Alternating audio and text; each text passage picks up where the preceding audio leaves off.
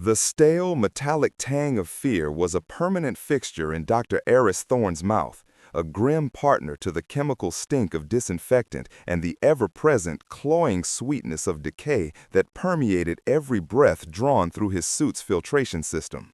His helmet's internal comms crackled with the low, static-laced murmur of Sergeant Miller's breathing, a steady, methodical rhythm that belied the chaos just beyond the reinforced visor.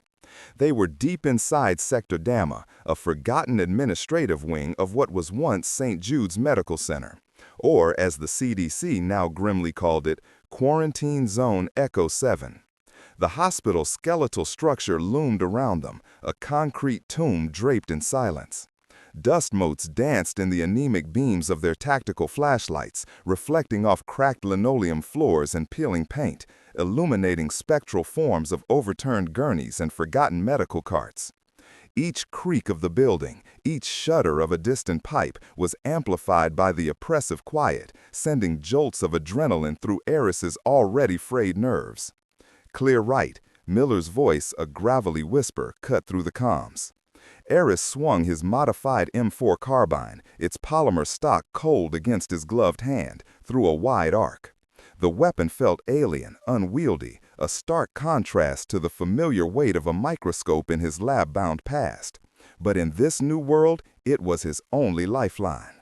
His heart hammered a desperate rhythm against his ribs, a frantic drum against the encroaching darkness. Behind him, Dr. Lena Petrova, the team's medic, moved with an almost ethereal grace, her own rifle held ready.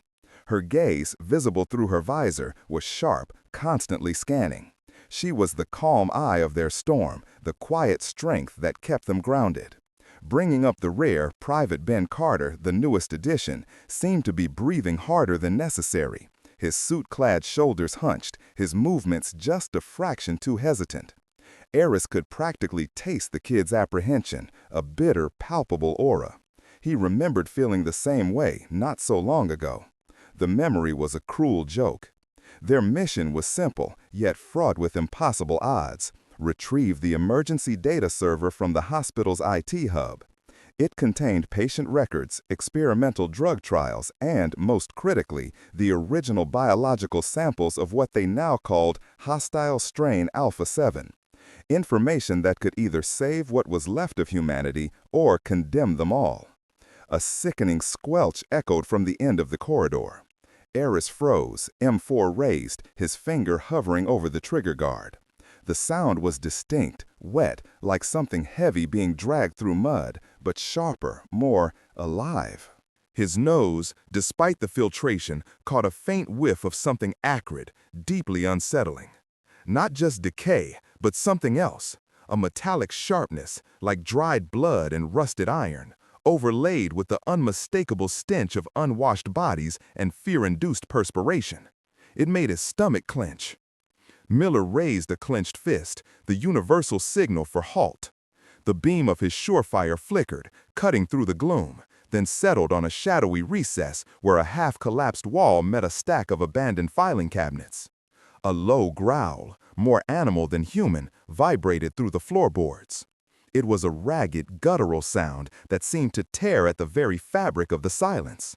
"Contact," Miller breathed, his voice an almost imperceptible puff of air. "One. Looks like a straggler." The straggler lurched forward, propelled by a violent, uncoordinated twitch. It was a man, or what was left of one. His hospital gown, once white, was now a tattered, crimson-streaked shroud. Skin, sallow and stretched taut over prominent bone structures, was mottled with dark lesions. One eye socket was an empty, weeping hollow. The other stared with a frantic, unseeing intensity. Its jaw hung slack, but the ragged teeth were bared in a perpetual, silent scream. It wasn't the traditional shambling undead from horror movies.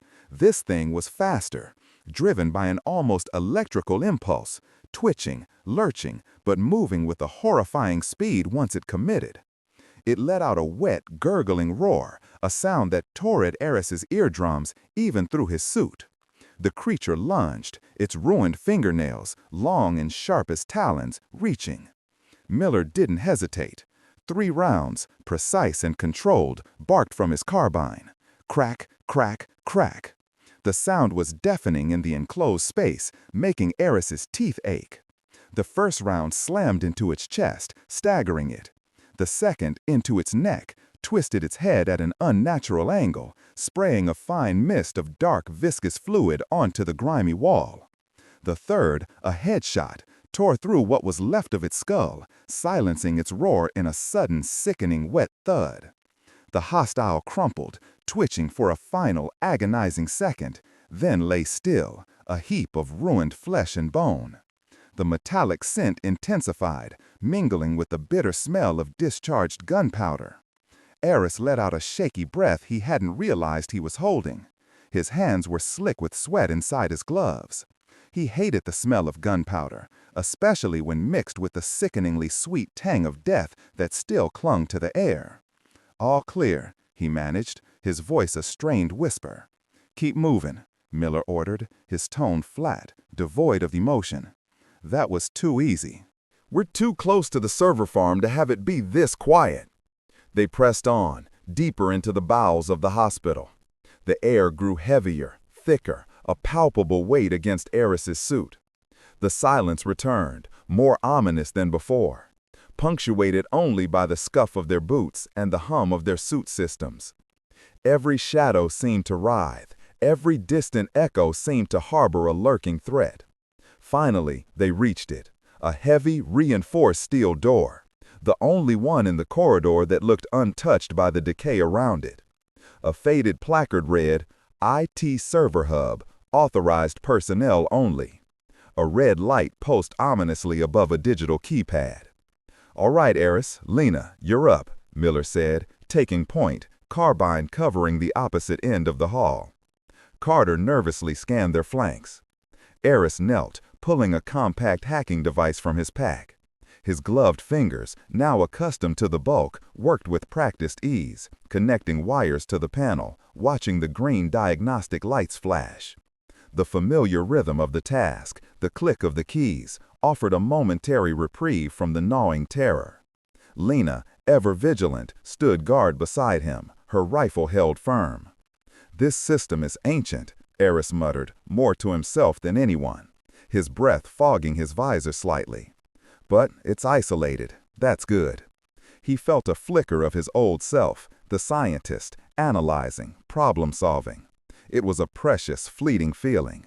A soft whirring sound, then a click, and the heavy door hissed open, revealing a dark, cavernous space. The air inside was cool, sterile, a welcome change from the oppressive heat of the corridors. Rows of silent server racks loomed in the darkness, their indicators dark, no hum of activity. The power was out. "Looks like we'll be doing this the old-fashioned way," Eris sighed, pulling out a portable data extractor. He moved quickly, finding the main server array, then the specific data drives they needed. The rhythmic clack-clack-clack of his extraction device filled the silent room, the only sound for what felt like an eternity. Suddenly, a high-pitched metallic shriek tore through the silence, echoing from somewhere far above them, then another, closer this time, and another. It wasn't human. It was something primal, something born of agony and rage, and it sent a cold spike of dread straight into Eris's spine. His fingers fumbled with the data cable. "What the hell was that?" Carter's voice was sharp with panic. "Sounded like a siren," Lena replied, her voice taut. "Or a banshee." Then, the building itself seemed to groan. A thunderous crash reverberated from deep within the hospital structure, a sound like a giant being torn apart. Plaster rained from the ceiling, dust motes danced in the air, thick and suffocating. The entire server room vibrated, the floor trembling beneath their boots. "Breach! Up top!" Miller roared, his voice cutting through the comms like a whip. "They're coming through the upper floors! Move! We need to get out of here now!" Eris yanked the data drive free, stuffing it into a shielded pouch on his vest. "Got it! Let's go!" They scrambled out of the server room, Miller laying down suppressive fire at the far end of the corridor, though nothing was visible yet. The sounds multiplied, Frantic thumps, the sickening wet impacts of bodies hitting walls, an escalating chorus of guttural roars, and those piercing metallic shrieks. The air pressure in the corridor shifted, carrying with it a fresh wave of that sickening, musky sweet decay, now mixed with the pungent aroma of fear-induced adrenaline. "Form up! Perimeter!" Miller shouted, pivoting. From the gaping maw of a ruptured stairwell at the far end of their corridor, they emerged. Not one or two, but a torrent, a tidal wave of twisted, frenzied bodies, pouring down like a grotesque waterfall. They moved with a horrifying, uncoordinated grace, their limbs flailing, their bodies contorting. Eyes, many of them milky white or completely black, fixed on their human prey. "Open fire!" Miller's voice was a guttural roar. The M4 in Eris's hands became an extension of his panic. He squeezed the trigger, the recoil a sharp, brutal jab against his shoulder. Brap! The muzzle flash blinded him for a split second, the concussion vibrating through his skull. One hostile, its face a mask of dried blood, staggered and fell, its momentum carrying it into the mass behind it. Another, a former woman with long, matted hair, shrieked, a sound that drilled into Eris's brain, making him want to tear off his helmet.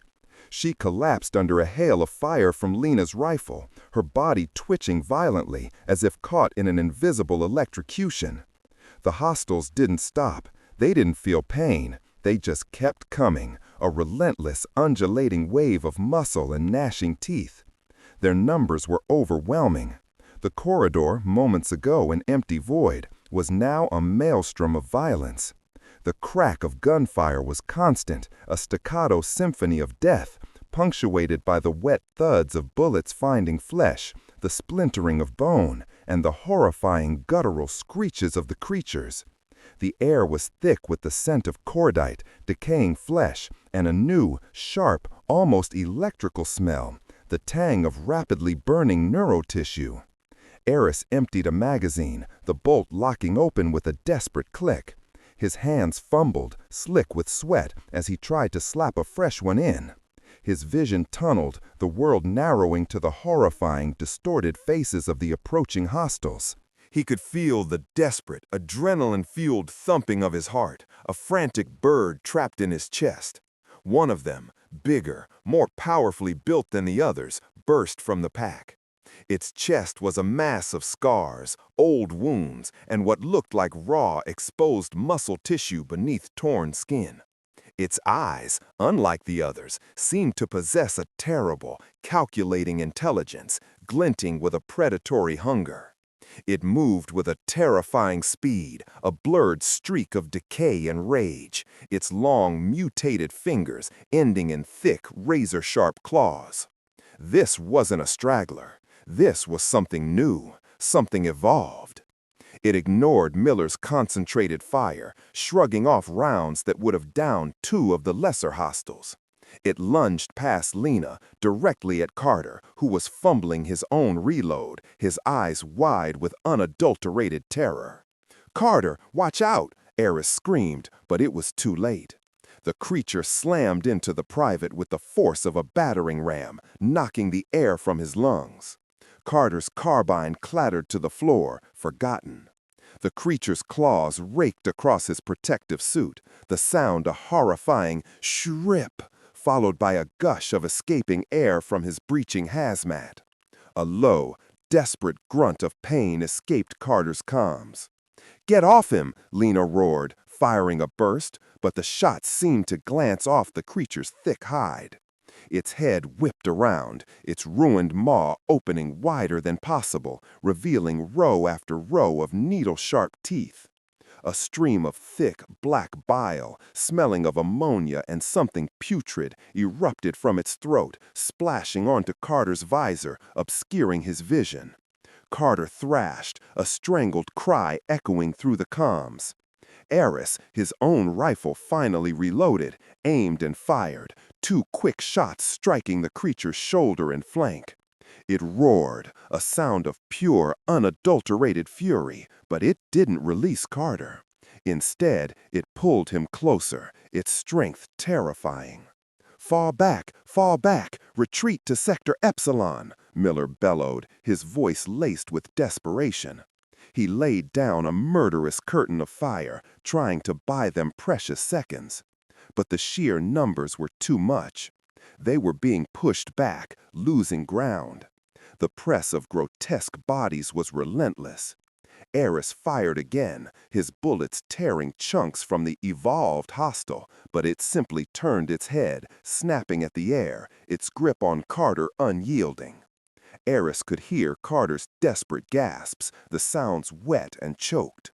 Then, with a sickening crack, the creature twisted, dragging Carter backwards, pulling him into the churning mass of hostiles, deeper into the dark maw of the stairwell. Carter's final, truncated scream was abruptly cut short, replaced by the frenzied growls of the pack and the sickening sound of tearing fabric and flesh. "No!" Lena cried, rushing forward, but Miller grabbed her by the arm, pulling her back with brutal force. "We can't! Too many! Move! Move!"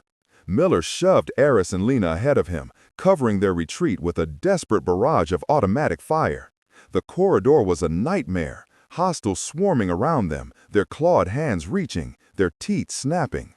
Eris felt a desperate, animalistic terror take hold. He fired blindly, the M4 bucking in his hands, each shot a prayer. The smell of burning propellant mixed with the rank odor of the creatures was overwhelming, making him gag inside his helmet. The world blurred into a chaotic tableau of snarling faces and muzzle flashes. They burst through a fire exit, Miller slamming the reinforced door shut behind them, the heavy steel groaning under the impact of the hostiles on the other side. The sudden silence was a stark contrast to the maelstrom they just escaped, but it was a suffocating silence, thick with the echoes of their failure. Eris leaned against the cold metal door, his legs shaking uncontrollably. His lungs burned, his entire body screaming with adrenaline and exhaustion. He could still hear Carter scream, that terrible, abrupt silence. The new creature, its chillingly intelligent eyes, its brutal efficiency, it was a game changer. They hadn't just lost a man, they had encountered a new, terrifying evolution of the threat. And it had taken one of their own, consumed by the relentless, hungry darkness. Lena stood rigid, her shoulders heaving, her rifle still clutched in white-knuckled hands. Her visor was misted, but Eris knew she was crying. Miller stood guard, his breathing ragged, his eyes scanning their new, equally precarious surroundings. The data drive was safe, tucked into Eris's pouch. But the cost was immeasurable. Carter was gone, and the fear, that cold, metallic taste, was now mixed with a bitter, searing grief. They had escaped, but they were not safe. They were just deeper in the nightmare, surrounded by an enemy that learned, that adapted, that evolved. And they were running out of time. The heavy steel fire door thrummed for a moment under the residual impacts from the other side, then settled into a low, metallic groan. The final echoes of the snarling horde slowly fading. Silence. A silence so profound, so absolute, it was a physical weight, pressing in on them, stealing the air from their lungs. It wasn't relief, it was a vacuum, sucking away their composure, leaving them hollowed out and exposed. Eris felt the tremor in his hands spread to his entire frame, his muscles locking, then spasming uncontrollably. He leaned against the door, the cold, grimy metal a stark anchor in the swirling chaos of his mind. The stench of burned cordite and something else, something cloying, sweet and rotten, like old meat left in the sun, still clung to his nostrils, a phantom trace of the room they just fled. But underneath it, a new smell was asserting itself, the damp, mildewed breath of stagnant concrete, dust, and something undeniably metallic, like old blood, even without the immediate gore. Carter's scream. It played on an endless loop, a jagged, tearing sound that ripped through the quiet, and then the abrupt, sickening silence that followed. The new creature, its eyes, its terrifying, calculating intelligence. That was what truly gnawed at him, a cold, insidious dread far worse than any guttural roar. They hadn't just lost a man, they had faced an evolution, a predator that learned, and it had consumed one of their own, swallowed him whole by the relentless, hungry darkness. His lungs burned, each breath a shallow, painful rasp. He could taste the coppery tang of adrenaline in his mouth, thick and acrid, mixed with the bile of fear and an even more bitter, searing grief. The data drive, a cold, hard rectangle of plastic and circuits, pressed against his hip through the pouch, an absurdly small trophy for such a monumental, soul-crushing loss. Lena stood rigid, her back to them, her shoulders heaving in silent, violent spasms. Her rifle, an extension of her shaking arms, was still clutched in white-knuckled hands, its familiar weight the only thing grounding her. Her visor was misted, but Eris didn't need to see her face to know that tears were streaming down, carving clean paths through the grime and sweat. Her breath hitched, a broken sob tearing itself from her throat, raw and painful. He wanted to reach out, but what could he say? What comfort could he offer when his own heart felt like a hollowed-out cavern, echoing with the same horror? Miller, ever the rock, stood guard, his back to the door, weapon at the ready, sweeping the immediate area. His breathing was ragged, deep gasps that sounded like tearing fabric, and Eris could see the tension in the set of his shoulders, the white in his knuckles as he gripped his rifle. His eyes, though, were the giveaway. Wide, darting, mirroring Eris's own terror, but overlaid with a steely, almost desperate resolve. They were in a service corridor, judging by the raw concrete walls and exposed pipes, dimly lit by a single flickering emergency lamp high above. The air was heavy, thick with the scent of ozone from the lamp and the pervasive, cloying dampness that hinted at deeper levels, forgotten depths. "Status," Miller grunted, his voice a low, gravelly rasp, barely audible above the ringing in Eris's ears. He didn't look at them, his gaze fixed on the shadows ahead, but the question hung heavy, loaded with unspoken grief and the urgent need to move. Eris pushed off the door, his legs still unsteady, muscles screaming in protest. Data secure, no visible damage to the drive. His voice cracked, a reedy sound utterly unlike his own. Physical status, running on fumes. Lena? Lena let out a shuddering breath, a sound that was half sob, half choked back cry. Operational, she managed, the word thin and brittle, like ice cracking. She didn't turn. Eris saw her shoulders drop slightly, a tiny concession to her exhaustion, then stiffen again. She wiped her visor roughly with the back of her gloved hand, smearing the moisture rather than clearing it.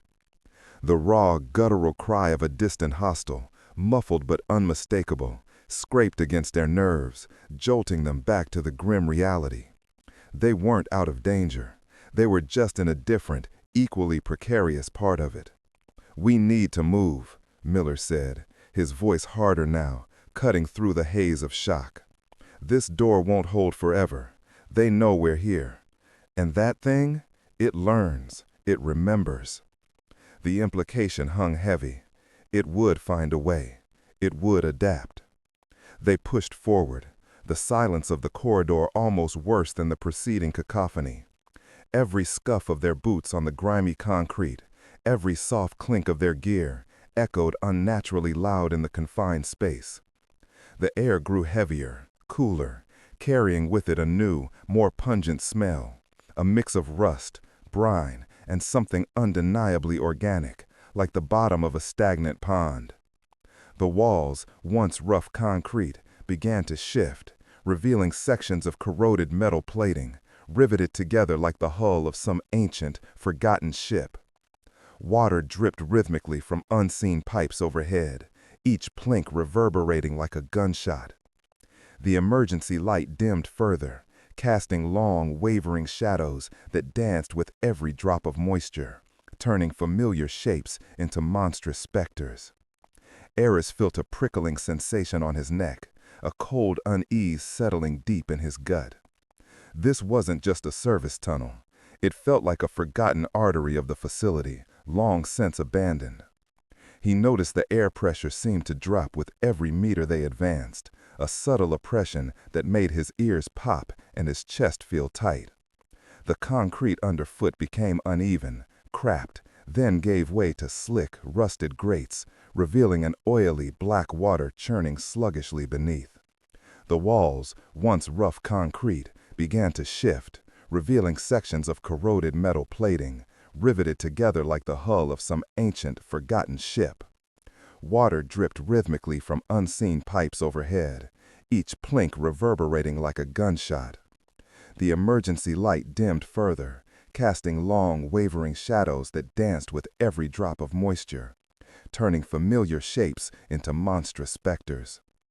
Eris felt a prickling sensation on his neck, a cold unease settling deep in his gut. This wasn't just a service tunnel. It felt like a forgotten artery of the facility, long since abandoned. He noticed the air pressure seemed to drop with every meter they advanced, a subtle oppression that made his ears pop and his chest feel tight. The concrete underfoot became uneven, cracked, then gave way to slick, rusted grates, revealing an oily black water churning sluggishly beneath. The smell of decay intensified, a thick, sweet rot that made his stomach churn, reminding him of exposed sewage and something else. Something that spoke of things that had died here and been left to decompose. "Hold up," Miller whispered, his voice cutting through the oppressive quiet like a razor. He raised a gloved hand, stopping them dead. His head tilted slightly, listening. Eris strained his own ears, heart hammering against his ribs. The dripping water, the gentle hum of unseen machinery, the distant muffled snarls from above them, those were the sounds he expected. But Miller was hearing something else. A faint, almost imperceptible scraping sound, a rhythmic drag that seemed to come from deeper within the tunnel, ahead of them. It was low, guttural, like heavy fabric being pulled across rough concrete, but with an underlying wetness, a sickening squelch. Lena, despite her exhaustion, tensed immediately, her rifle coming up, scanning the gloom. Her breathing, still ragged, now held a new edge of alertness. The tears were gone, replaced by a grim, hard resolve. Grief was a luxury they couldn't afford right now. "Movement," Miller breathed, his voice barely a whisper. Low to the ground, coming this way. The scraping grew louder, the wet squelch more pronounced.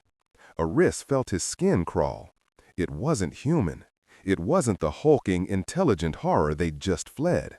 This sound was different, less focused, more numerous. A collective skulling horror.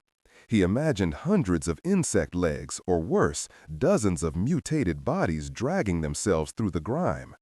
The smell intensified, a reeking cocktail of decay and something else, a musky, ammoniac tang that burned his nostrils like a public restroom in a nightmare.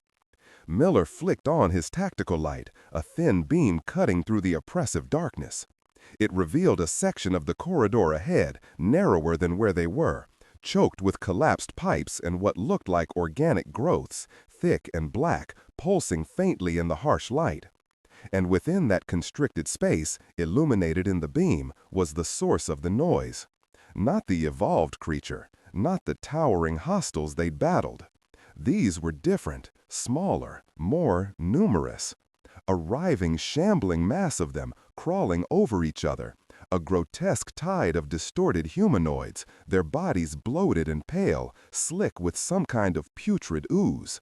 Their skin was translucent in places, revealing dark, engorged veins underneath. Most horrifyingly, their faces were flattened, noses and eyes reduced to dark depressions, replaced by gaping circular mouths filled with multiple rows of needle-sharp teeth, like lampreys. They moved slowly, almost lethargically at first, their limbs atrophied, useless, forcing them to drag their bulbous torsos with their upper bodies, leaving trails of glistening slime on the corroded floor. They were blind. and they were coming from every direction of that constricted passage, emerging from cracks in the wall, from beneath broken pipes, a slow, unstoppable infestation. The scraping was the sound of their bodies against the floor, the squelching, the sound of them moving through their own bodily fluids. Ambush, Lena hissed, her voice a tight whisper. They're reacting to vibration, sound. Minimal engagement, Miller ordered, his voice low and tight. Conserve ammo. Eris, flashbang. Try to clear a path without drawing more. Eris fumbled for the grenade on his vest, his fingers clumsy with adrenaline. The metal felt cold, heavy. He pulled the pin, the soft clink deafening in the charged silence, and lobbed it forward. It bounced once, twice, before detonating with a blinding flash and a deafening report. The effect was instantaneous and horrific. The creatures, though blind, recoiled violently, their grotesque forms spasming and flailing in the blinding light. A collective, high-pitched shriek ripped through the air, a sound like tortured metal that made Eris's teeth ache. The detonation sent a wave of pressure through the tunnel, rattling the pipes overhead, causing more dust and grit to rain down. "Go," Miller yelled, laying down a burst of suppressive fire with his rifle. The familiar crack, crack, crack ripped through the shriek, the recoil a sharp, brutal jolt through his shoulder. Muzzle flashes momentarily illuminated the grotesque scene, painting the walls in strode-lit horror. Pieces of the creatures, slime, pale flesh, dark ichor, exploded outwards as Miller's rounds found their marks.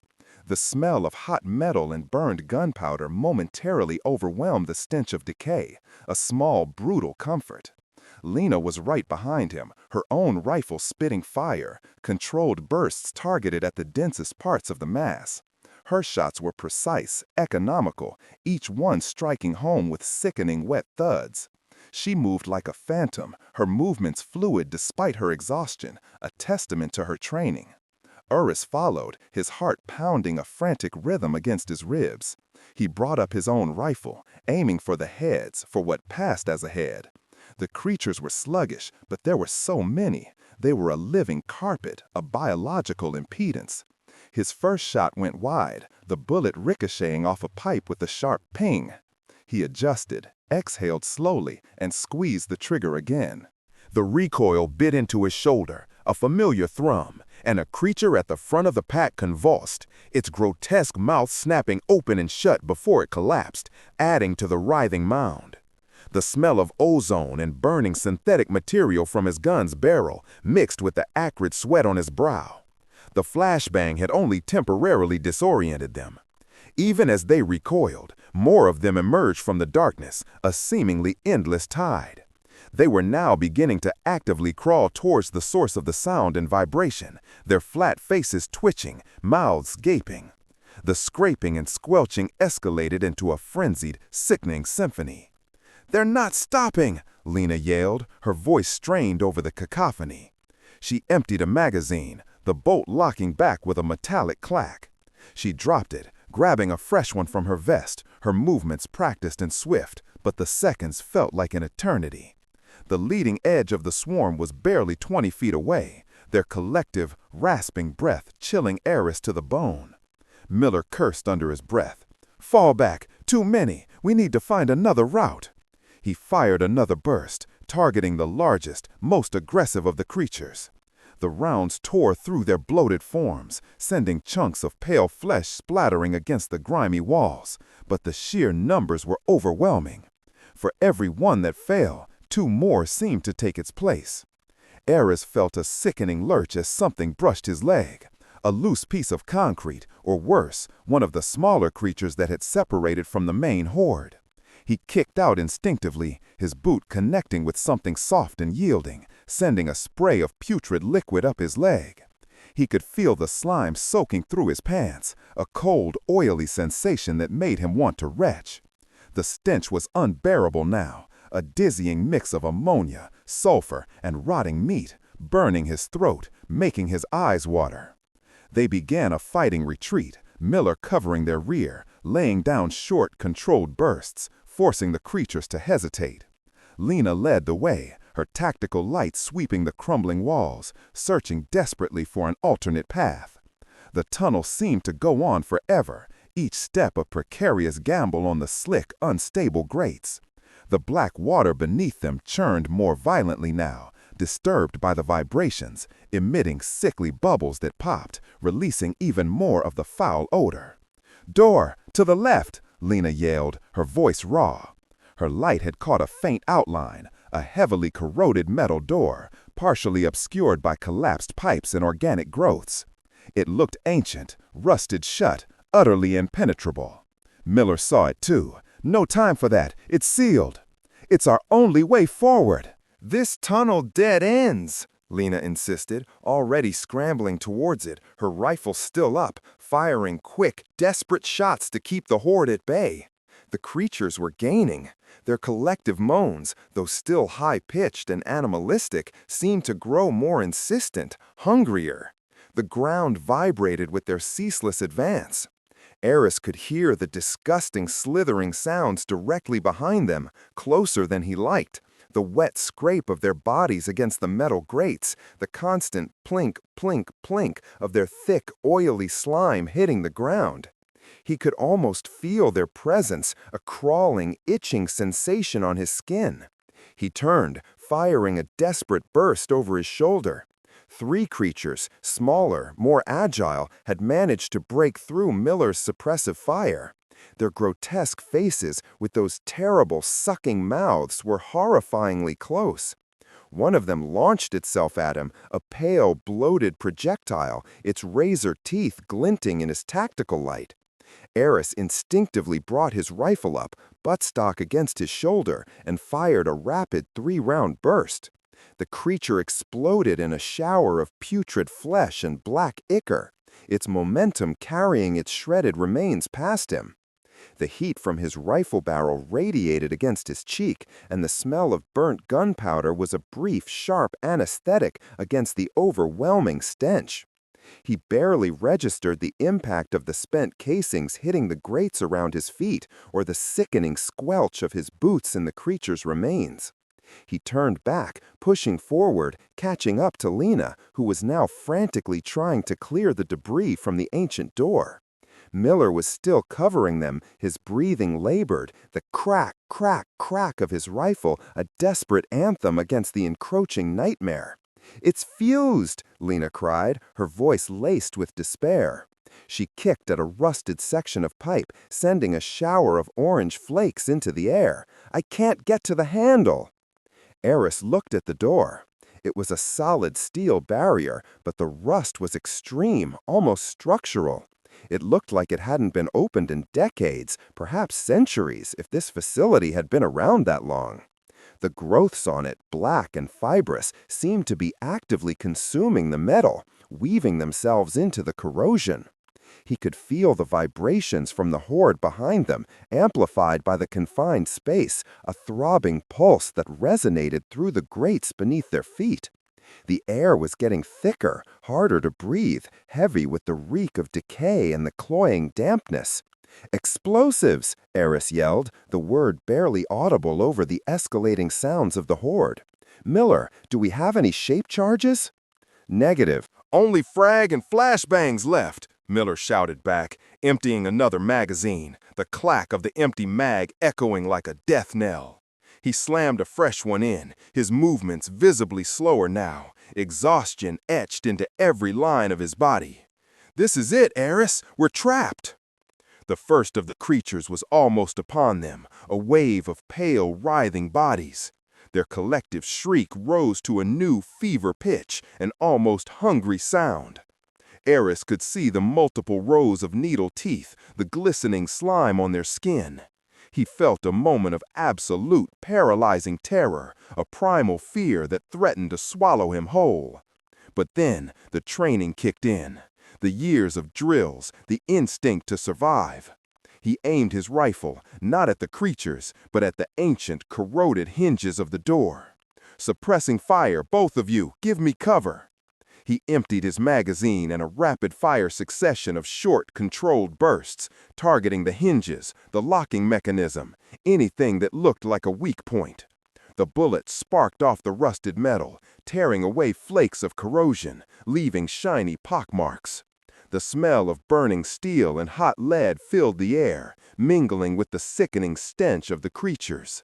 The noise was deafening, a cacophony of gunfire, creature shrieks, and the metallic ping of his rounds. His shoulder screamed in protest with each shot, the recoil a constant, brutal hammering. Lena and Miller laid down heavy fire, their rifles barking, carving temporary swaths through the advancing horde, buying Eris precious seconds. The air was thick with smoke, dust, and flying gore. Eris gritted his teeth, his jaw aching, and slammed a fresh magazine into his rifle. He could feel the heat radiating from the weapon, almost burning his gloved hand. He aimed again, this time at the top hinge, focusing every ounce of his adrenaline-fueled strength. He felt the metallic tang of his own blood in his mouth, the result of biting down too hard. He saw the flicker of hope, a microscopic crack appearing where he targeted, a sign that the metal, weakened by years of neglect and organic consumption, was finally giving way. But it wasn't enough. The door was still sealed, and the horde was almost on them. He saw one of the bloated creatures, larger than the others, clambering over its dead brethren, its lamprey mouth snapping, almost within arm's reach. Its foul breath, hot and putrid, washed over his face, a truly sickening sensation. He could taste the rot, the decay, the ammonia on his tongue. He could hear the chitinous scrape of its body against the grates, the wet suction of its movement. Suddenly, a massive hand clamped down on his shoulder, yanking him back. It was Miller. "Eris, grenade!" Miller didn't wait for a response. He pushed Eris behind him, then pulled a fragmentation grenade from his vest. The pin was already out. With a desperate heave, he lobbed it directly into the thickest part of the advancing swarm, almost at their feet. "Down!" Miller roared, his voice raw with exertion. Eris hit the grimy floor, covering his head, the cold, oily slime seeping into his uniform. Lena was already down, curled into a tight ball. The next second, the world exploded in a thunderous roar. The force of the blast tore through the confined tunnel, slamming into them like a physical hammer. Shrapnel whizzed past, carving furrows into the metal walls. The air was ripped from his lungs. His ears rang, a high-pitched whine that obliterated all other sound. When he looked up, gasping for breath, the tunnel ahead was a scene of utter devastation. A gaping hole had been torn in the horde, a churned mess of black ichor, shredded pale flesh, and shattered bone. The smell was indescribable, a nightmare combination of burnt tissue, metal, and decaying organic matter that made his eyes water and his stomach clench. The initial wave of creatures had been obliterated, reduced to a steaming, reeking puddle. But the tunnel itself had suffered. The blast had weakened the integrity of the aging structure. More pipes had burst, sending jets of foul-smelling water spraying. The ceiling groaned ominously, and a shower of concrete dust and larger chunks of debris rained down. The door, however, stood, battered, smoking, but still sealed. The explosion hadn't opened it. It had only bought them a few precious, horrifying seconds. And then, from the smoking, shattered remains of the first wave, new movements began. More creatures, their pale, bloated forms, untouched by the blast, began to emerge from the darkness further back. Pushing through the detritus, drawn by the new vibrations, the smell of blood, the lingering echoes of the detonation. The scraping and squelching began anew, more frantic, more determined. "No," Lena whispered, her voice a ragged gasp, gazing at the still-sealed door, then at the reforming tide of horrors. "No, this can't be it." Her rifle, still clutched in her hands, trembled. Her resolve, for the first time, seemed to crack, revealing the raw, unadulterated terror beneath. Miller stood, his face grim, covered in soot and grime, a cut bleeding sluggishly above his eye. He raised his rifle, the last magazine in his hand. His eyes, though weary, held a hardened glint. "It is, Lena, unless Eris can work a miracle." He looked at the data drive pouch on Eris's hip. That data, it better be worth it. Eris looked at the door, then at the seemingly endless wave of creatures.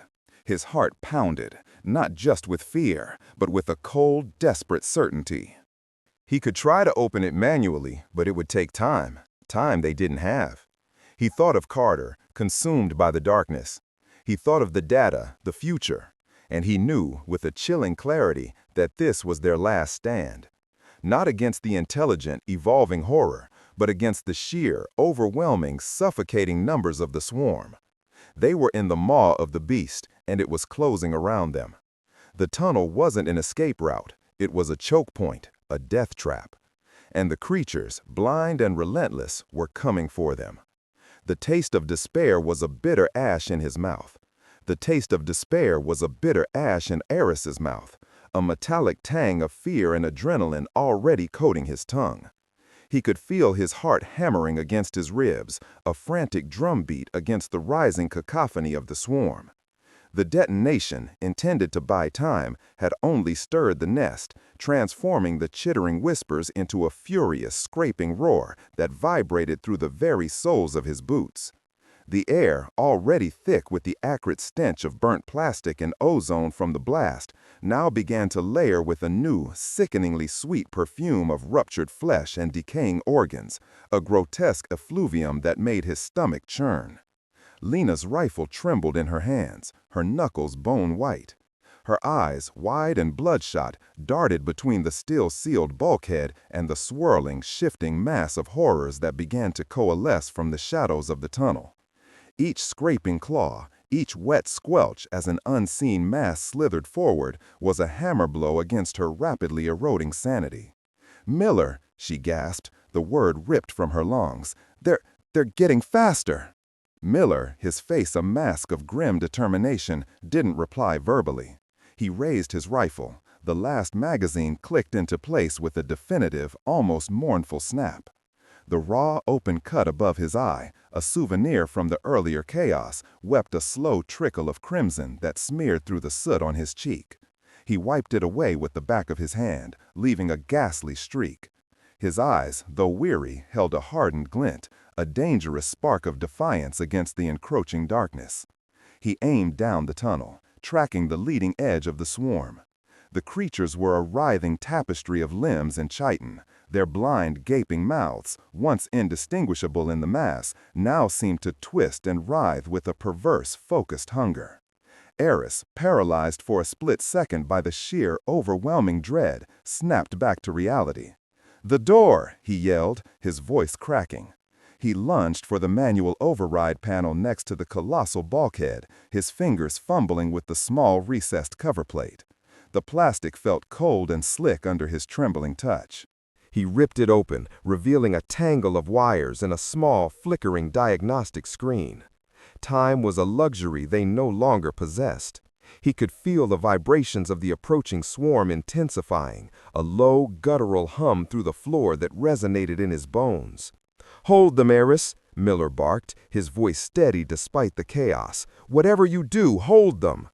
The first wave hit with the force of a battering ram. Not a single identifiable creature, but a compressed, living tide of them. They moved with a desperate, unthinking momentum, driven by an instinct beyond pain or fear. Miller's rifle roared, a sharp crack that momentarily cut through the wet symphony of the swarm. The recoil was a familiar jolt against his shoulder, a momentary comfort in its predictability. A creature, its pale, almost translucent skin slick with viscera, exploded into a shower of black ichor and bone fragments. Another immediately took its place, its momentum carrying it over the twitching remains of its predecessor. Lena, with a raw, guttural cry, opened fire. Her rifle bucked violently in her grip. The metallic smell of spent gunpowder mixed with the sickeningly sweet scent of their enemy. The muzzle flash briefly illuminated the horrifying tapestry of the swarm. Not just the smaller, scuttling forms they'd grown accustomed to, but now, from deeper within the press, something larger. Figures that seemed to part the smaller creatures, their bulk more substantial, their forms vaguely humanoid, but grotesquely distorted. Limbs thicker, heads elongated.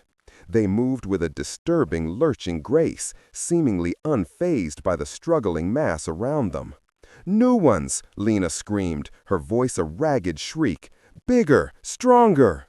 A wave of icy dread washed over Eris. The detonation hadn't cleared anything. It had provoked something. He glanced back, his heart leaping into his throat. The creatures were piling up, forming a ramp of living flesh and flailing limbs against their meager barricade of spent bodies. The tunnel, once a pathway, was rapidly becoming a grotesque abattoir, filled to the ceiling with the reeking, writhing mass. He focused on the panel, his breath coming in short, ragged gasps. Sweat, cold and clammy, beaded on his forehead and stung his eyes. His fingers, numb with adrenaline, struggled with the tiny wires. He pulled out his multi-tool, its small pliers feeling inadequate against the daunting task. He could hear the distinct thump-thump of the larger creatures now, interspersed with the frantic scrabble of the smaller ones. They were closer, too close. Miller, meanwhile, was a machine. His shots were precise, economical. Each pull of the trigger resulted in a gruesome, satisfying burst of black blood and torn tissue. He aimed for the center mass of the larger targets, knowing that headshots were too difficult to achieve consistently in the undulating chaos. The sheer force of the 5.56 millimeter rounds tore through chitin and bone, but these new creatures were resilient. They didn't fall easily. Some staggered, their limbs twitching, only to be pushed forward by the unrelenting pressure from behind. "They're coming over the pile!" Miller roared, his voice strained. His rifle clicked empty. He cursed, dropping the spent magazine and fumbling for his last one, the metallic taste of adrenaline sharp on his tongue. He could feel the vibrations of their approach not just through the floor, but through the very air, a deep, unsettling thrum that made his teeth ache. The smell of decay was overpowering now, a physical presence in his lungs, making each breath feel like inhaling poison. Lena, her face contorted in a snarl of desperation, fired burst after burst. Her ammunition was dwindling, the counter on her weapon flashing a stark red warning. She emptied a full magazine into a particularly large creature that had managed to claw its way atop the pile of corpses. Its pale, eyeless face tilted as if sniffing the air, its elongated jaw working with a wet, grinding sound. The creature shuddered, sprayed ichor, and collapsed, but its momentum sent it tumbling forward, landing with a sickening thud just meters from their position. Its twitching limbs still scraped against the concrete, a horrific dance of death. The creature's fall briefly exposed a new horror. A narrow, glistening tunnel, not of concrete, but of hardened, compacted flesh and sinew, extending from behind the main swarm, right through the center of the piled bodies. It pulsed faintly, a dark, living conduit through the chaos. And from its depths, something even larger began to emerge. A low, guttural growl, deeper than anything they had heard before, echoed from within. It wasn't the blind, desperate charge of the swarm anymore. This was something deliberate, something hunting. Aris heard Lena's horrified gasp. "Oh God, no!" He didn't need to look. He felt the shift in the air, the sudden, oppressive weight of a new apex predator. His fingers, now slick with sweat and grime, slipped on the tiny wires. He swore under his breath, a desperate sob caught in his throat. He had to cross the red and blue wires, then splice the green into the main relay to bypass the damaged control system. It was a crude, desperate measure, a last-ditch effort that might just fry the entire mechanism. But they had no other choice. The bulkhead groaned, protesting the constant, jarring vibrations from the swarm. A smaller, faster creature, emboldened by the growing proximity of its larger brethren, darted out from the writhing mass, a blur of gray and black against the flickering emergency lights. It lunged at Lena, its clawed forelimb extended, aiming for her face. Lena reacted purely on instinct, a primal scream tearing from her throat as she brought the butt of her rifle up, deflecting the attack with a sickening crack. The creature shrieked, a sound like tearing metal, and tumbled back into the throng. But the near miss had shaken her to her core. Her hands trembled violently, and she almost dropped her weapon. The overwhelming smell of its foul breath, sickly sweet and metallic, lingered in the air, tasting like death. Miller, finally reloaded, barked, "Lena, focus, don't let them break line." He emptied half his magazine into the new, larger horror that was now clearly visible, pushing its way through the living tunnel of flesh. It was colossal, easily twice the size of a man, its body a grotesque amalgamation of armored plates and exposed, pulsating organs. Its head was a bulbous, eyeless mass, but at its center, a wide, lamprey-like maw, ringed with needle-sharp teeth, gaped open, emitting that deep, resonating growl. This was not blind instinct. This was intelligent aggression.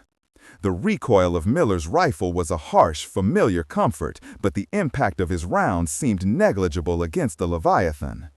Each shot made the creature shudder, a spray of black ichor erupting from its armored hide, but it kept coming, relentless, unstoppable. It was like shooting at a tank with a pistol. The hopelessness, a cold, cloying dread, began to seep into Miller's very bones, tasting like dust and despair. His lungs burned with exertion, his muscles screamed in protest. Eris worked feverishly, his eyes burning, his hands shaking so violently he could barely hold the wires steady. He nicked his finger on a sharp edge, a thin line of blood welling up. The coppery scent instantly brought back memories of Carter, of the blood-soaked lab. He swallowed hard, forcing the nausea down. He had to ignore the chaos behind him, the screams, the gunshots, the horrifying squelch of flesh being torn.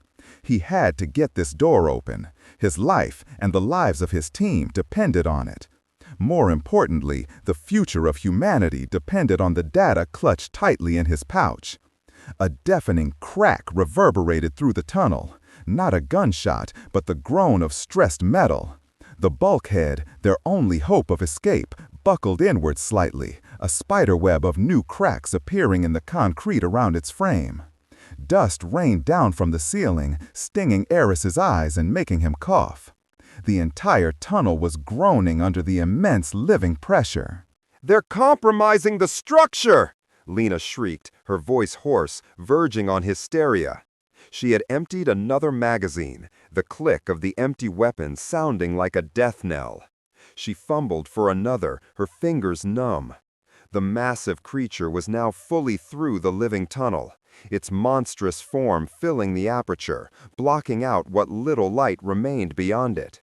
Its gaping maw opened wider, and a high-pitched, vibrating hum emanated from it, causing the very air to distort.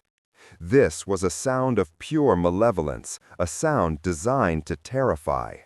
Miller, seeing the bulkhead buckle, knew they were out of options. His eyes locked onto Eris, a silent plea and command.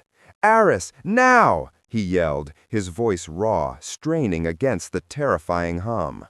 He emptied his rifle into the colossal creature's head, aiming for the vulnerable, pulsating membranes he could discern within its maw. The creature recoiled for a split second, its head jerking back, a black geyser erupting from its mouth.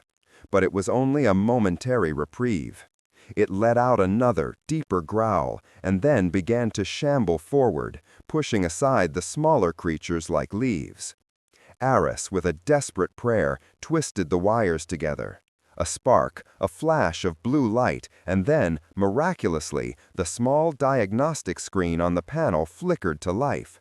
It's trying to cycle," he yelled, his voice strained with hope and fear. "But it's slow. The hydraulics are damaged." A low, grinding groan began to emanate from the massive bulkhead as the sealed door, against all odds, began to retract, agonizingly slowly. It moved mere centimeters, groaning under the strain, the metal screeching in protest. It was like watching a wounded beast try to pull itself free.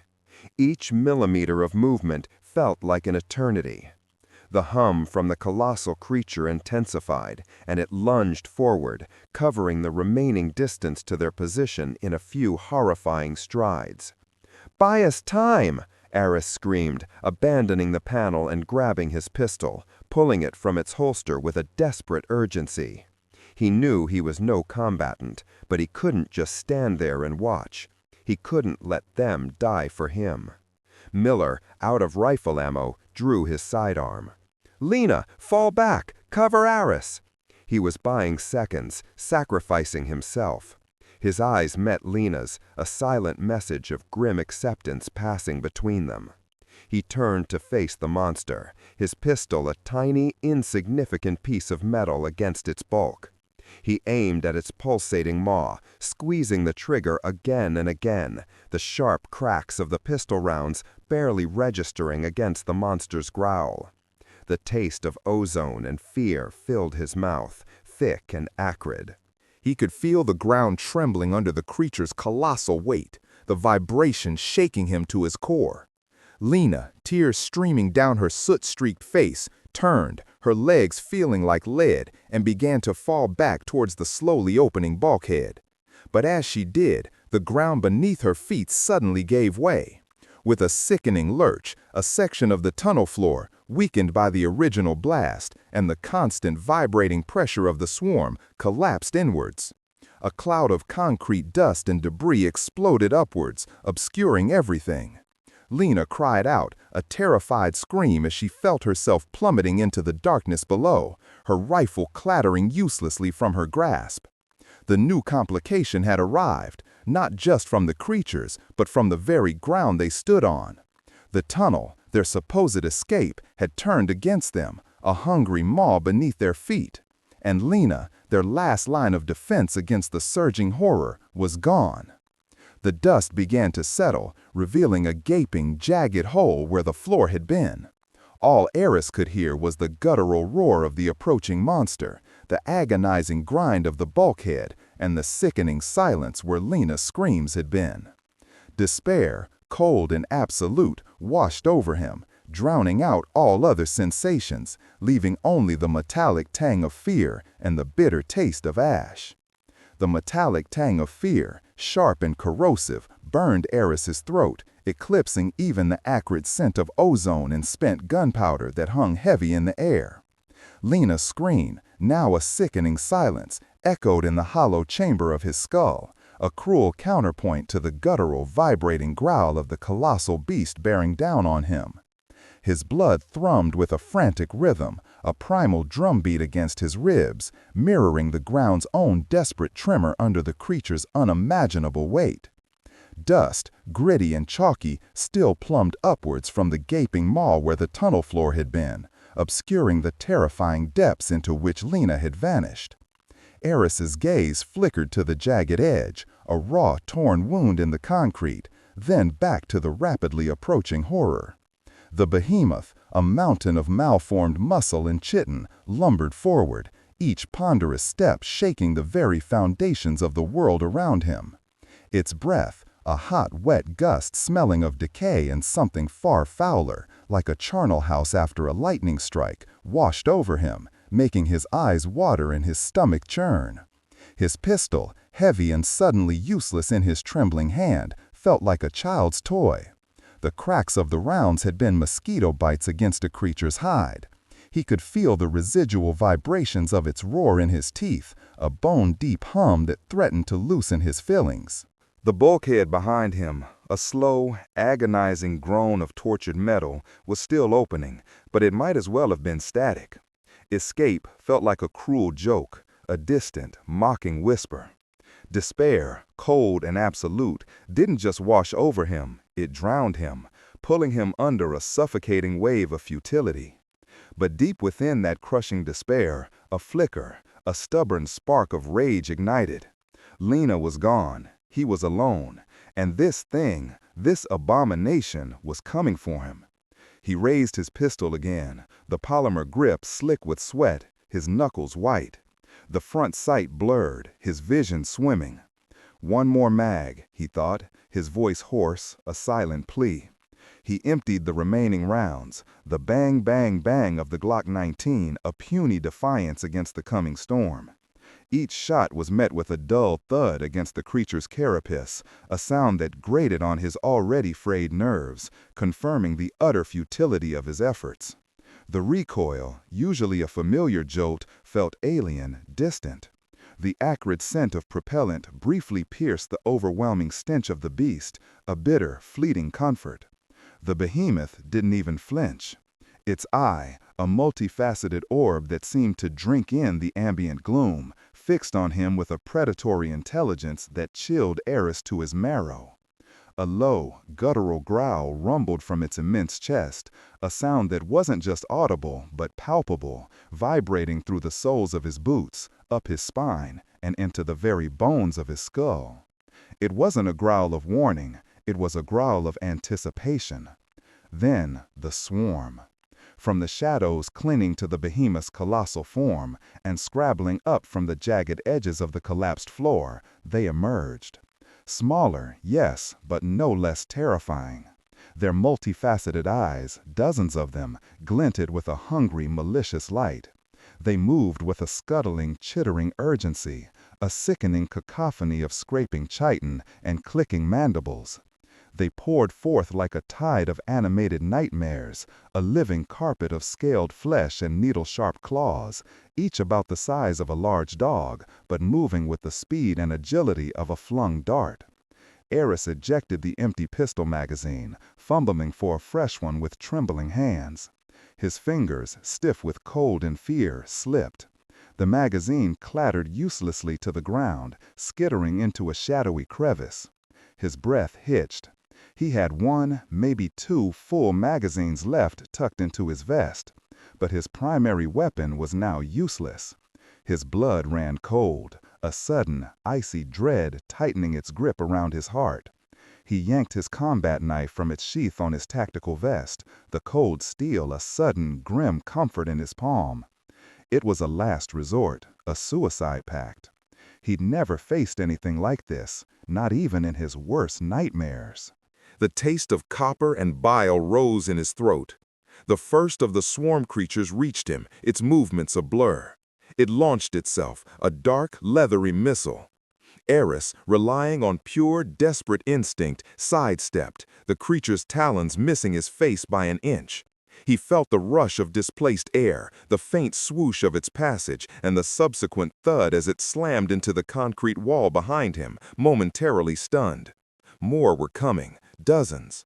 They clawed at the walls, their sharp appendages leaving gouges in the hardened concrete, a sickening scratch, scratch, scratch that set his teeth on edge. Their stench was a sickly sweet odor, like rotten meat mixed with ammonia, a nauseating miasma that intensified as they closed in. He spun, his knife a blur of silver. One creature, attempting to flank him, got a direct hit. The blade sank with a sickening squelch into its armored hide, a grotesque gurgle escaping its mandibles. It thrashed, its multiple limbs flailing, a torrent of ichor, thick, dark, and smelling faintly of stagnant water, spraying across Eris's faceplate.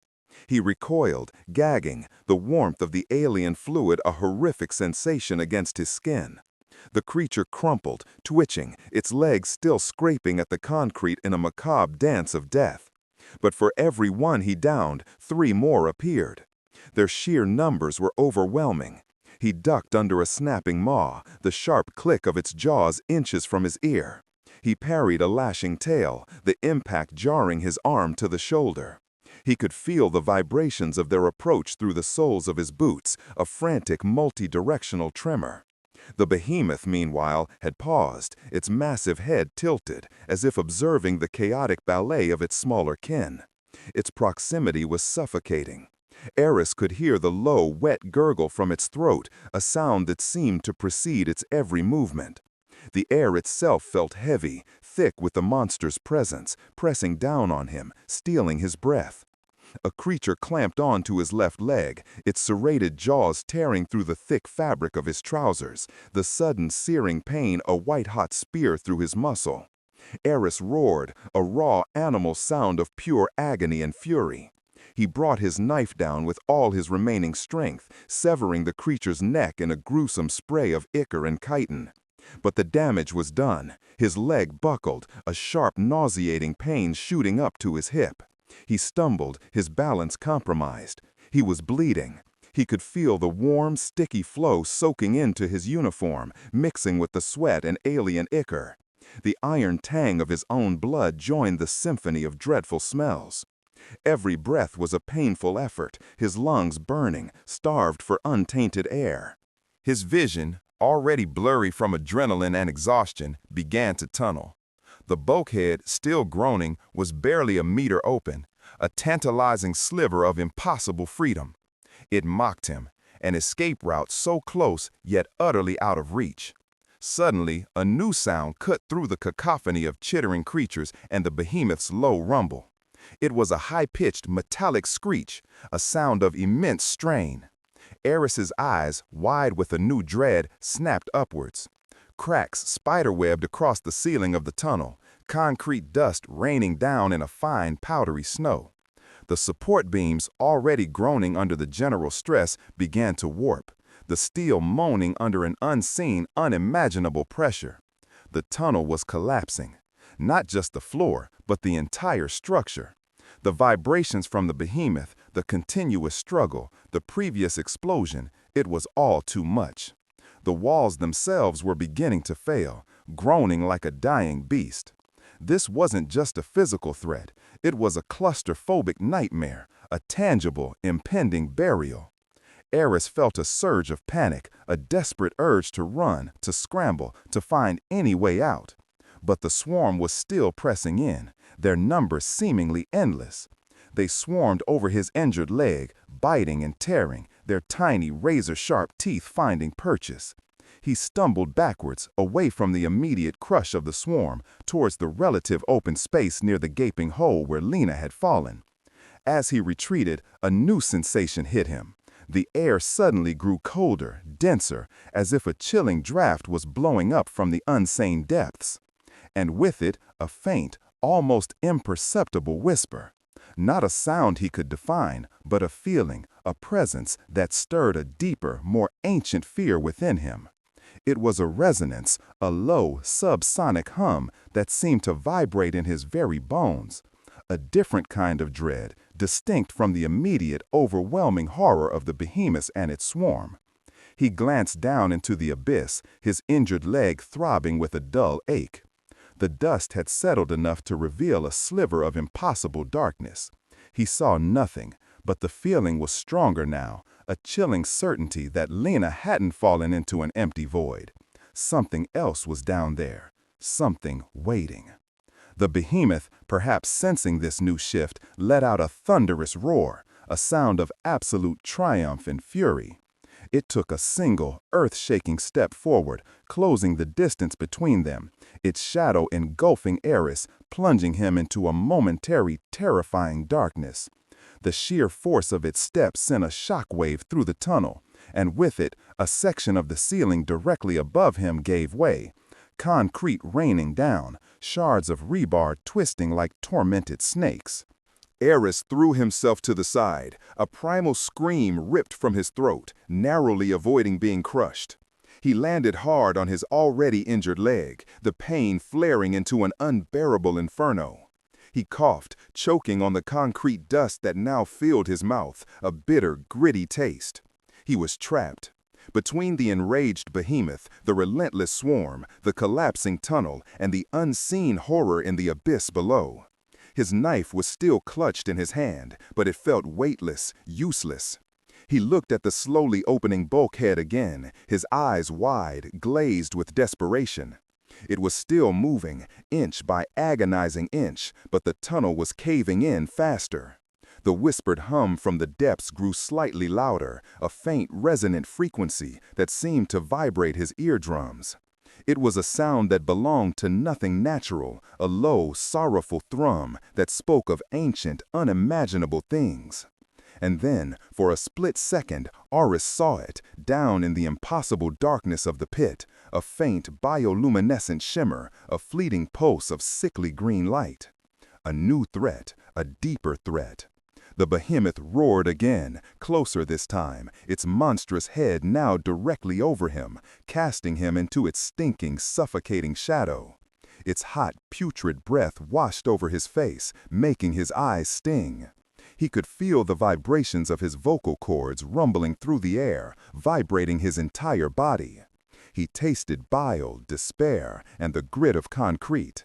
And through it all, the persistent, chilling, unheard hum from the darkness below. He was alone, bleeding, broken, and surrounded. The tunnel was his coffin, the monsters his executioners, and the abyss below held secrets that promised a fate even worse than death. The bulkhead groaned, still opening, still teasing, but Eris knew, with a certainty that chilled him to his core, that he would never make it. His last stand had truly begun, not just against the creatures, but against the very ground beneath his feet, and the terrifying, unseen horrors lurking in the darkness. The world tilted. The behemoth's roar wasn't just sound, it was a physical blow, a concussive wave that rattled the very calcium in his bones. It felt like his skull was a drum, and a giant was beating it with a mallet. The putrid hot air it exhaled was thick, coppery with fresh blood, and the stench of an ancient charnel house, coating his tongue, stinging his eyes. He stumbled, the concrete grit beneath his worn boots shifting precariously. But the animalistic instinct for survival, raw and primal, screamed louder than any pain. His rifle, a familiar weight against his shoulder, snapped up. Every joint in his body screamed in protest, a symphony of torn ligaments and bruised muscle, but he ignored it. He tasted bile, despair, and the grit of concrete. And through it all, the persistent, chilling, unheard hum from the darkness below. He was alone, bleeding, broken, and surrounded. The tunnel was his coffin, the monsters his executioners, and the abyss below held secrets that promised a fate even worse than death. The bulkhead groaned, still opening, still teasing, but Eris knew, with a certainty that chilled him to his core, that he would never make it. His last stand had truly begun, not just against the creatures, but against the very ground beneath his feet and the terrifying, unseen horrors lurking in the darkness. The world tilted. The behemoth's roar wasn't just sound, it was a physical blow, a concussive wave that rattled the very calcium in his bones. It felt like his skull was a drum and a giant was beating it with a mallet. The putrid hot air it exhaled was thick, coppery with fresh blood, and the stench of an ancient charnel house, coating his tongue, stinging his eyes. He stumbled, the concrete grit beneath his worn boots shifting precariously, but the animalistic instinct for survival, raw and primal, screamed louder than any pain. His rifle, a familiar weight against his shoulder, snapped up. Every joint in his body screamed in protest, a symphony of torn ligaments and bruised muscle, but he ignored it. His vision, though blurring at the edges, locked on to the monstrous, gaping maw descending towards him. The behemoth's breath, a blast furnace of decay, singed the hairs on his arms. Its eyes, twin orbs of ancient malice, reflected the faint emergency lights from the groaning bulkhead, burning with an insatiable hunger. He didn't aim. There was no time for precision, only a desperate, instinctual spray. His finger locked on the trigger, the assault rifle bucking violently in his hands, spitting a torrent of lead and fire into the abyss of its open mouth. The muzzle flash was blinding, a brief, hellish sun erupting in the gloom, momentarily searing the image of its grotesque, leathery palate into his retinas. The deafening crack, crack, crack of the weapon was swallowed almost instantly by the tunnel's collapsing roar and the behemoth's own guttural shriek of pain and rage. He felt the heavy recoil slam into his shoulder, aggravating old wounds, a jarring symphony of impact. The smell of burning gunpowder mixed with the creature's fetid breath, creating a sickening cocktail that threatened to send him into a retching fit. But he couldn't stop. He emptied the magazine, every bullet a desperate prayer, a futile plea against the inevitable. The behemoth recoiled, a mountain of flesh shuddering. Its massive head, covered in thick, almost petrified hide, snapped back with a sound like a wet leather whip. A geyser of dark, viscous fluid, blood, he assumed, erupted from its mouth, showering him in warm, sticky ichor that smelled of sulfur and decay. He flinched, the hot, slick spray coating his face, blinding him for a crucial half-second. The taste was metallic, putrid, like rust mixed with rotten meat, burning on his tongue. But the beast wasn't deterred, only enraged. Its shriek escalated, a sound that could peel paint from steel, a high-pitched, vibrating wail that resonated deep in his chest, making his heart hammer against his ribs like a trapped bird. Its massive claw, the size of a small car, lashed out, a blur of leathery hide and razor-sharp talons. Aris threw himself sideways with a desperate grunt, pain flaring through his left leg as his knee twisted against the gritty concrete. He felt the air displaced by the swipe, a violent gust that whipped his hair and almost knocked him off his feet.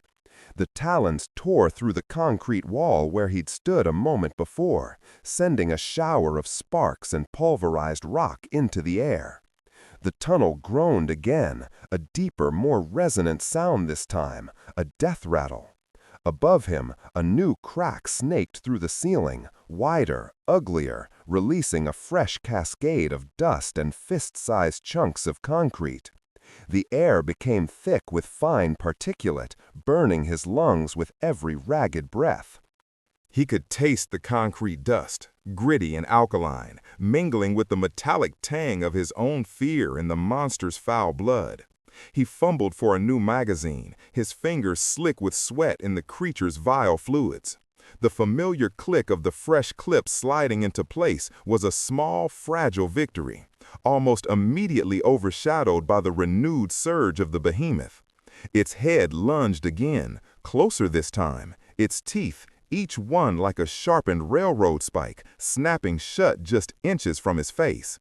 The force of its jaw closing created a vacuum, pulling at his suit, making his ears pop.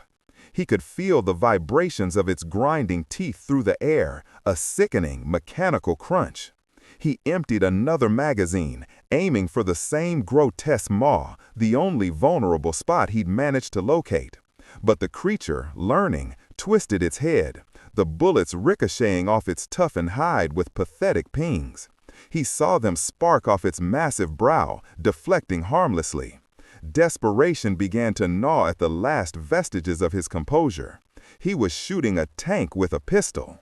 And through it all, below the cacophony of crumbling earth and roaring beast, that whispered hum grew louder. It wasn't just in his ears now, it was in his bones, a low-frequency vibration that resonated in his teeth, his very marrow. It was a mournful, ancient thrum, like the sound of a monstrous cello played deep within the earth, a sound that bypassed his auditory canals and directly stimulated his fear centers. The sickly green light from the abyss pulsed, growing in intensity, now a constant, unsettling glow that cast shifting, unnatural shadows up the walls of the pit. Aris stumbled back, firing single shots now, trying to conserve ammo, trying to find an angle, any angle. His back hit the crumbling wall, jarring his spine. He felt the coarse texture of the exposed rebar against his tactical vest. He was trapped.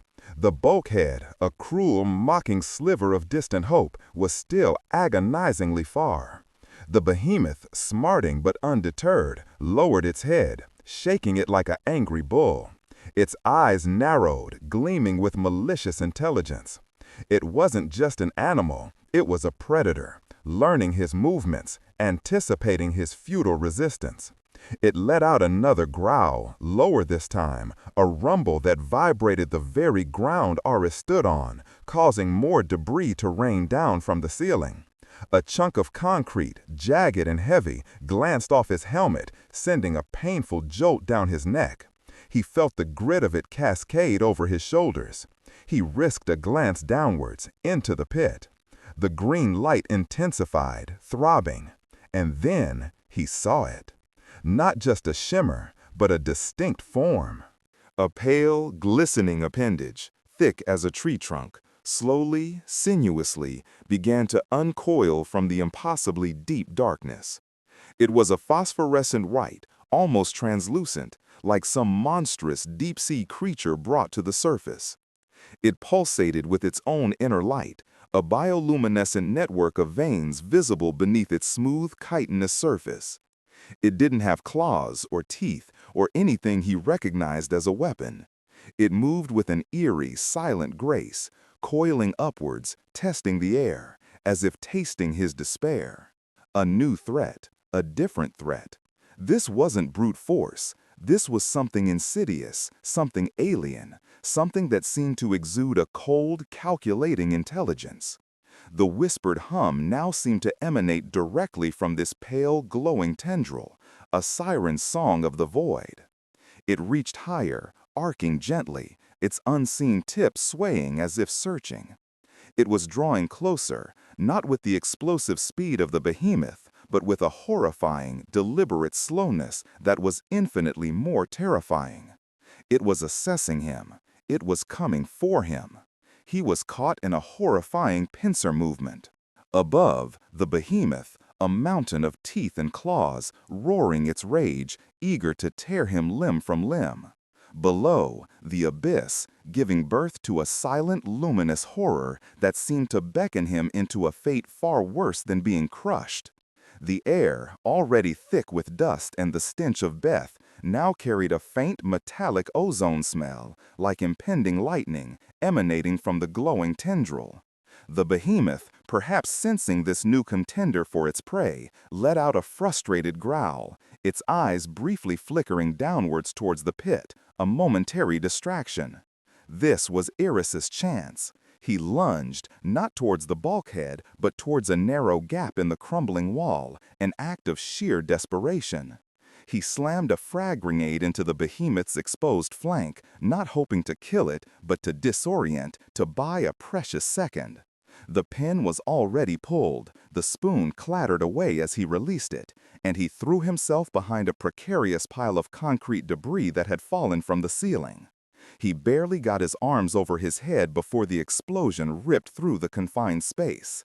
The sound was deafening, a visceral thump that vibrated through his entire body, followed by the sickening shriek of tearing flesh and crumbling rock.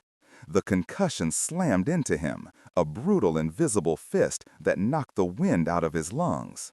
He tasted blood, metallic and hot on his tongue, a burst capillary from the internal pressure. His ears rang, a high-pitched whine that temporarily replaced all other sounds. A shower of debris rained down on his makeshift cover.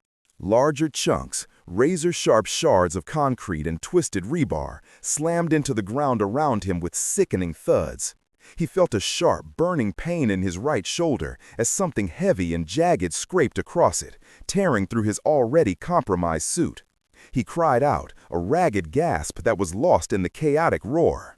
He could smell burnt monster flesh, acrid and sickeningly sweet, mixing with the ever-present stench of sulfur and decaying concrete. He coughed, spluttering, trying to clear the dust and the metallic taste from his throat. His vision swam, a kaleidoscope of dark shapes and flashing lights. When it finally cleared, the scene was even more horrifying. The behemoth was thrashing, not dead, not even critically wounded, but certainly enraged and in pain. A gaping, smoking hole marred its thick hide where the grenade had detonated, leaking a torrent of black ichor that steamed on the cold concrete. He coughed, spluttering, trying to clear the dust and the metallic taste from his throat.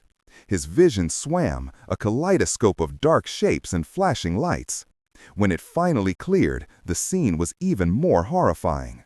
The behemoth was thrashing, not dead, not even critically wounded, but certainly enraged and in pain. A gaping, smoking hole marred its thick hide where the grenade had detonated, leaking a torrent of black ichor that steamed on the cold concrete.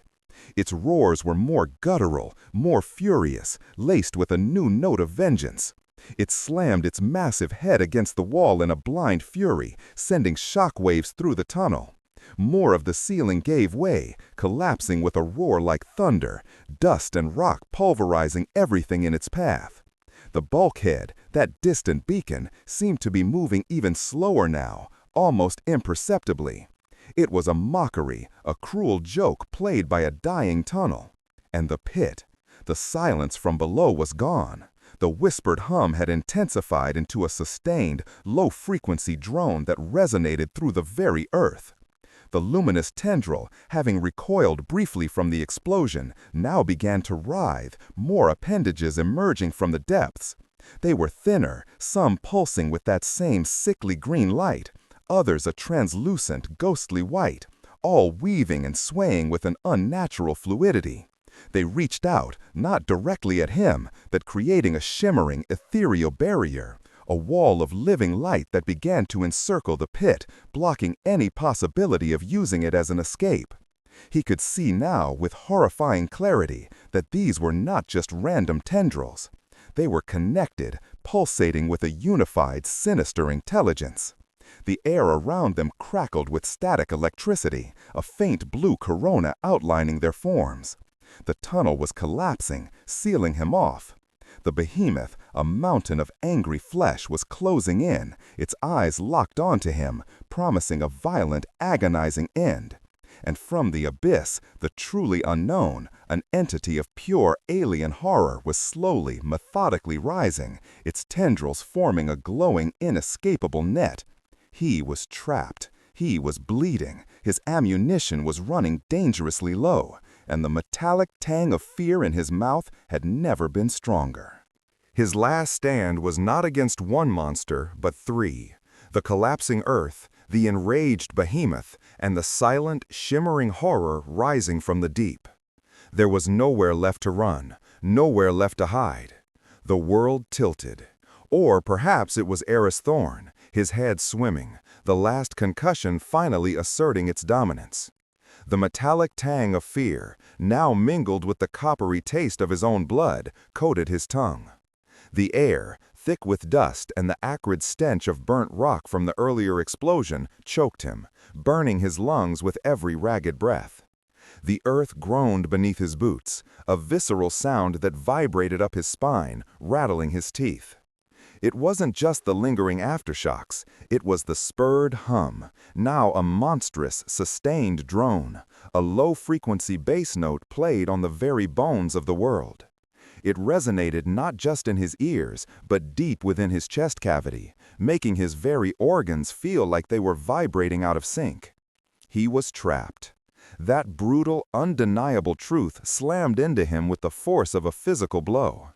The tunnel behind him was a symphony of agony, a staccato crackle of breaking rock, the rasping grind of stone on stone, the sickening thud of massive chunks dislodging. Dust, thick and suffocating, billowed outwards, obscuring his retreat, making the air taste like powdered concrete. Escape was an illusion, a cruel joke. In front of him, the behemoth, a mountain of muscle and rage, was closing in. Its ragged, leathery hide, scabbed with necrotic tissue, rippled with barely contained power. The stench of it was a punch to the gut. Stale blood, sweat, and something else, a deep, musky decay, like a carcass left to rot under a tropical sun, but magnified 1,000-fold. Its eyes, those twin points of malevolent, intelligent amber, were locked onto him, promising a slow, agonizing end. A guttural growl, like grinding tectonic plates, rumbled from its chest, sending shivers down Eris's already trembling frame.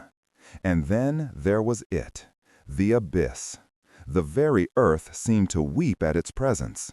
The luminous tendril that had first appeared had multiplied, coiling and weaving with a horrifying liquid grace. Thinner, ghostly white filaments emerged, pulsing with a sickly green bioluminescence, like phosphorescent veins beneath translucent skin. They weren't just forming a barrier, they were an active entity, a shimmering, ethereal wall of living light that slowly, inexorably began to encircle the entire pit, tightening like a snare around a panicked animal. The air around them crackled with static, a faint blue corona dancing along their undulating forms, carrying a faint, ozone-like scent that mingled with the putrid air, stinging his nostrils. Eris felt the adrenaline surge again, cold and sharp, burning away the pain for a precious few seconds. His Glock felt impossibly light in his shaking hand, the plastic grip slick with sweat. He was bleeding, a warm, sticky rivulet tracing a path down his temple, into his eye, blurring his vision with a crimson filter. He wiped it away impatiently, the metallic tang of his own blood on his lips. His ammunition was critically low, a fact that screamed at him from the pit of his stomach. The behemoth let out another low growl, a rumble that shook the ground. It lowered its head, thick neck muscles bunching, and charged. Not a full-tilt sprint, but a lumbering, inexorable rush that carried with it the weight of pure, unadulterated primal fury. Every impact of its massive three-toed feet on the collapsing earth sent fresh tremors through the tunnel. Eris didn't think, he reacted. Years of training, hammered into muscle memory by countless drills, took over. He brought the Glock up, steadying his aim even as his body screamed in protest.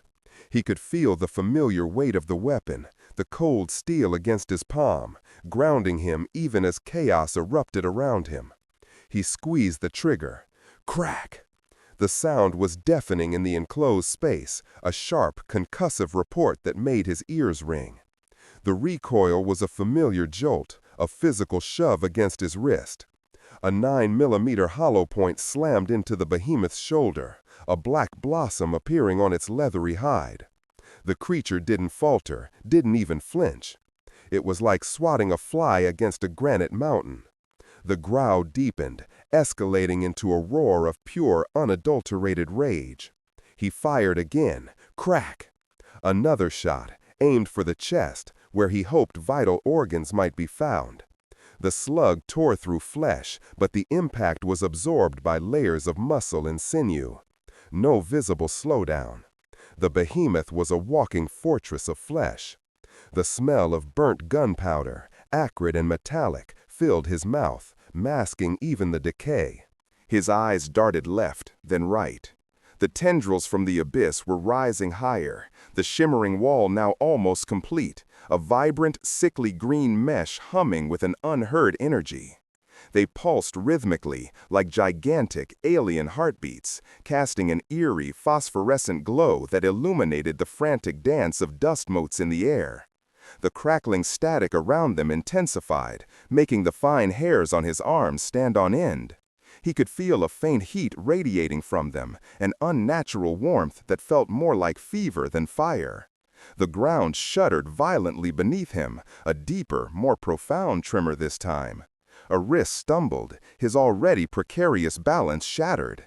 He scrambled, digging his boots into the loose soil, trying to regain his footing. Ahead, the behemoth was closer, its massive head now filling his field of vision. Its breath, hot and putrid, blasted over him, carrying the cloying scent of undigested gore and diseased lung tissue. He fired twice more, a desperate, rapid succession of shots aimed for the creature's exposed snout, hoping to blind or disorient it. Crack! Crack! The recoil was sharper this time, his muscles screaming. The bullet struck with sickening thuds, tearing away chunks of flesh, but the behemoth simply snarled, a low, guttural sound of pure indifference. Yellowish fluid, thick and viscous, oozed from the wounds, steaming faintly as it hit the cold rock. Its eyes, still fixed on him, glowed with an intensified fury. This creature was immune to pain, a living battering ram. He was going to die here. The thought was a cold, hard knot in his gut, tasting of ash and defeat. Then, from between the weaving, luminous tendrils forming the shimmering wall around the abyss, something new emerged. It wasn't one of the main tendrils, no. These were fragments, smaller, faster, like living, glowing shards of the larger entity. They were insectoid in shape, perhaps a foot long, with multiple delicate translucent wings that beat with an impossibly rapid blur, generating a high-pitched, almost ultrasonic whine that grated on Aris's teeth. Their bodies were slender, bioluminescent green, like miniature versions of the tendrils themselves, terminating in needle-sharp points. They darted out, not at Aris directly, but flitting around the behemoth, then weaving towards him, an impossible swarm of flickering, living light. A new sensory input, overwhelming and alien, assaulted him. These flying fragments, these abyssmites, as he immediately dubbed them in his horrified mind, brought with them a faint, sickly sweet aroma, like overripe fruit mixed with surgical disinfectant. It was utterly repugnant, cloying, and invasive, making his stomach churn. They weren't just flying, they were dancing, a chaotic ballet of light and buzzing sound, creating an almost hypnotic effect that threatened to shatter his focus. The first wave of them, perhaps a dozen strong, zipped towards him. Their movement was erratic, unpredictable, making them almost impossible to track individually. The high-pitched whine intensified, piercing his eardrums, feeling like a drill burrowing into his brain. He instinctively raised his Glock, but the behemoth was still charging, a wall of flesh bearing down on him. He had to choose. He gritted his teeth, a scream of frustration building in his chest. "Come on, you bastard!" he roared, aiming his remaining shots at the behemoth's face. Crack, crack! 2 more rounds found their mark, one tearing an eye. The creature bellowed, a sound of agony and rage, but it didn't stop. The blinded eye began to weep a thick, greenish pus, mingled with blood, down its scarred snout. The mites were upon him. He felt the first impact, a sharp, stinging jab on his unprotected forearm, like a wasp sting, but colder, somehow wrong. He cried out, not just from the pain, but from the sheer, overwhelming disgust. The mite darted away, its blowing form leaving a faint, sickly green smear on his skin. He realized with a sickening jolt that these things weren't just stinging him, they were sampling him, perhaps injecting something. His arm burned, a sharp, intense agony that made his muscles spasm. He spun, his peripheral vision catching dozens more of the glowing, buzzing horrors swarming in from the tendril wall, an unholy constellation of alien insects. Their combined whine was a monstrous choir of agony, a sonic assault that threatened to tear his mind apart. The air around him pulsed with their collective energy, the smell of their foul emanations now overwhelming everything else. The behemoth was almost on him. Its massive clawed hand, each claw the size of a shovel, swiped through the space he had just occupied. The wind from its passage buffeted him, sending him stumbling back towards the shimmering green wall of tendrils. The proximity to the tendrils was even more disorienting. He felt a weird internal pull, a disquieting sensation like his very atoms were being stretched, pulled taut by an invisible force. The speared hum intensified to a painful drone, a vibration that felt like it was dissolving his very bones. He barely avoided a second swipe, his body screaming for rest, for surrender. He emptied the rest of his magazine into the behemoth's torso, a desperate final flurry of rounds. Crack, crack, crack! The Glock clicked empty, the hammer falling on an inert chamber with a pathetic thunk. The behemoth roared, a final despairing sound of frustration, but still, it stood. Still, it moved. The new threat, the mites, descended. They were everywhere now, a living cloud of glowing green energy, a nightmare of buzzing, stinging precision.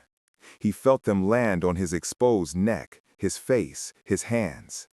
Each touch was a sharp, focused pain, a cold burn, followed by a spreading numbness that quickly turned into a deep internal ache. He swatted wildly, grunting, trying to smash them. But their speed and numbers were too great. Some landed in his hair, their tiny claws digging into his scalp. He could feel the slight tickle of their delicate wings beating against his ears, the high-pitched whine now inside his head. His vision swam. The constant vibration from the earth, the unending drone, The blinding flashes of green from the tendrils, the stinging pain from the mites, the overwhelming stench of decay and alien sweetness. It was sensory overload, a torture designed to break a man's mind. He was losing his grip, the edges of his consciousness fraying, threatening to unravel completely. He dropped the empty Glock, his fingers too numb to even feel the cold metal. His right hand instinctively went to his sidearm, the smaller, secondary pistol he carried. He fumbled, his movements sluggish, his mind a slow-motion blur of pain and panic. The mites, as if sensing his vulnerability, swarmed him even more aggressively, their stings intensifying, each one burning deeper, radiating out from the points of impact.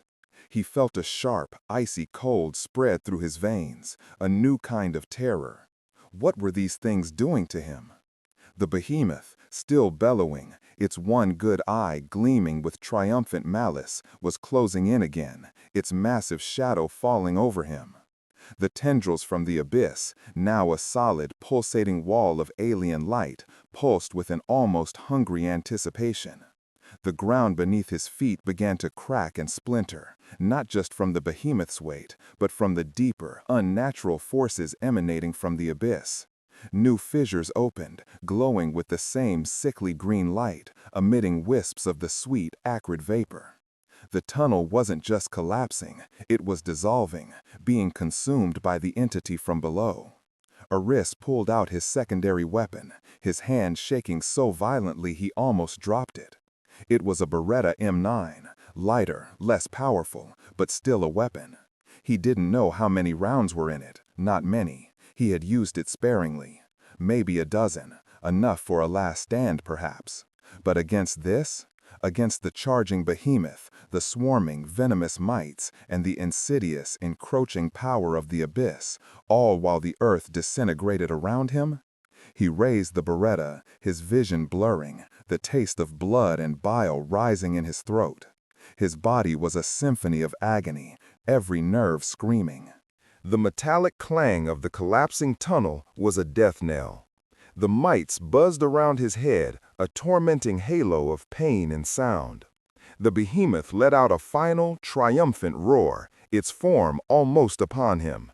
There was no escape, no hope, only a long, agonizing slide into the alien maw that had claimed this world, piece by horrifying piece. He was the last piece, and the world was already gone. The Beretta M9 felt impossibly light, then impossibly heavy in Aris's trembling hand. His arm, a symphony of shredded muscle and nerve-rending agony, tried to betray him, threatening to drop the weapon into the swirling green maw that yawned directly beneath his cracked boots. The metallic clang of the collapsing tunnel was no longer just a sound. It was the very fabric of his reality tearing apart, a ragged scream echoing the one trapped in his chest. Dust, thick and caustic, choked his lungs, mingling with the sweet, acrid stench of the abyss, a smell that now felt like the very breath of oblivion. It clung to his nostrils, coating the back of his throat with a sticky, sickening film, metallic and sweet all at once. The behemoth, a monstrous tide of chitin and muscle, was a shadow in the swirling chaos, its final, triumphant roar vibrating through Aris's very bones. Its speed was terrifying, a locomotive of nightmare bearing down on him. He could almost feel the hot, putrid breath of the creature on his face, taste the ancient decay that seeped from its pores. The mites, a dizzying halo of buzzing torment, swarmed closer, their venomous stings already a familiar, burning punctuation mark on his skin. One landed on his cheek, a tiny, scuttling nightmare, its legs tickling before the needle-sharp proboscis plunged in, sending a fresh jolt of fiery pain through his nerve endings. He barely registered it, his focus absolute, terrifyingly narrow. 12 rounds, he remembered the estimate. Maybe less. Enough to make some noise. Enough to send a final, defiant middle finger to the void. His vision swam, the sickly green glow of the abyss flaring, washing out the fading, dust-choked remnants of the tunnel lights. The tendrils, now a solid, pulsating wall of alien light, pulsed with an almost hungry anticipation, like the beating heart of a cosmic predator. The ground beneath his feet didn't just crack, it groaned, a deep, resonant sound that spoke of geological strata tearing apart, of earth and rock yielding to something fundamentally unnatural. New fissures opened, glowing with that same nauseating emerald light, emitting thicker wisps of the sweet, acrid vapor that was now filling his lungs, making them ache with every shallow breath. The air itself felt thin, charged, metallic, like standing in the heart of a lightning storm. The ground beneath his feet didn't just crack, it groaned, a deep, resonant sound that spoke of geological strata tearing apart, of earth and rock yielding to something fundamentally unnatural. New fissures opened, glowing with that same nauseating emerald light, emitting thicker wisps of the sweet, acrid vapor that was now filling his lungs, making them ache with every shallow breath. The air itself felt thin, charged, metallic, like standing in the heart of a lightning storm. He raised the Beretta, the sight picture blurry, a desperate act of muscle memory. His finger, numb and trembling, found the trigger. He wasn't aiming for anything specific, not anymore. Not with the behemoth's immense form filling his entire field of view, its gaping maw, lined with jagged obsidian teeth, drawing closer, a hungry, crushing darkness. He just aimed for the biggest, most vital-looking part of the charging horror. The head, the chest, anywhere. The first shot cracked, deafening in the enclosed, disintegrating space. The recoil was sharp, biting, jarring this already dislocated shoulder with a jolt of white-hot agony that stole his breath. He squeezed his eyes shut for a microsecond, a primal flinch, then forced them open. The bullet, a tiny, insignificant thing, impacted the behemoth's hardened carapace near its shoulder. He saw a flash of sparks, a shallow dent, nothing more. No blood, no shudder. The creature didn't even flinch. It just kept coming, a relentless, unstoppable force of nature. A guttural sob tore itself from his throat, raw and burning. No, not like this. He pumped another round, the Beretta bucking again. Another sharp crack, another pinprick against the Titan. The behemoth's roar intensified, a sound of pure, unadulterated triumph. It was less than 20 feet away. 10. The tunnel walls were not just collapsing, they were dissolving. The concrete, the rebar, the very bedrock seemed to melt, liquefy, and then flow into the glowing green fissures, like sand through an hourglass. He felt it under his boots, the ground giving way, a sickening lurch, like standing on a ship caught in a rogue wave. He stumbled, his balance failing, his mind screaming at him to move, to run, but there was nowhere to go. The abyss was behind him, to his sides, and now, he realized with a fresh wave of terror, beneath him. He fired again, a desperate volley. Crack, crack, crack. The Beretta spat flame, a pathetic defiance against the incoming doom. Each shot sent a fresh wave of agony through his arm, through his shoulder, but he barely registered it now. The pain was just a constant thrum, a background static to the screaming symphony of his demise. He emptied the magazine, the slide locking back with a hollow, metallic click that sounded louder than any gunshot. Empty. His hand, still clenched around the useless pistol, dropped to his side. The metallic taste of fear, coppery and bitter, filled his mouth, mingling with the dust and the sweet, acrid vapor. He could feel the fine mist of the abyss clinging to his skin, cool and then burning, like 1,000 invisible needles. His heart hammered against his ribs, a frantic drumbeat demanding to be heard, demanding to live, even as his mind already accepted the inevitable. The behemoth's massive head was directly in front of him now, close enough to see the intricate patterns of its chitin, the oily sheen of its skin, the dark, bottomless pits of its compound eyes. Its maw was wide open, a cavernous, reeking chasm that promised a swift, crushing end. The stench that poured from it was overwhelming. Ancient earth, raw meat, something sweet and rotten, like a 1,000-year-old graveyard unearthed and festering. It was the smell of extinction. A tendril, thicker than his arm, shot out from the pulsing wall of light behind him, brushing against his leg. It wasn't rough or sharp, it was sickeningly smooth, almost oily, yet it felt like ice and fire simultaneously. Where it touched, his skin instantly tangled, then burned with an intense, localized pain, like acid. He glanced down, and to his horror, saw a faint, luminous green glow spreading across his uniform where the tendril had made contact. The fabric began to fray, to dissolve, just like the tunnel walls. A faint wisp of that sweet, acrid vapor rose from his leg. His vision blurred again, this time with tears that instantly evaporated in the unnatural atmosphere.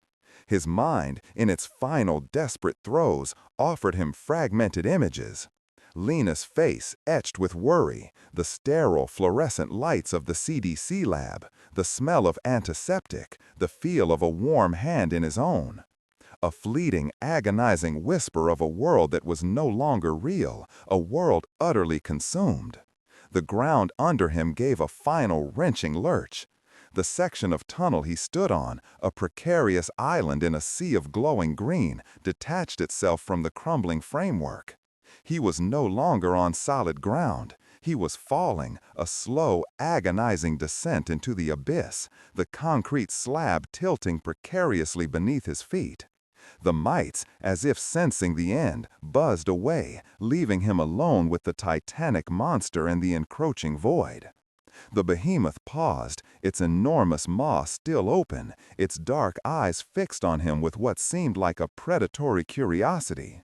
It wasn't charging anymore, it was simply waiting, waiting for him to be delivered.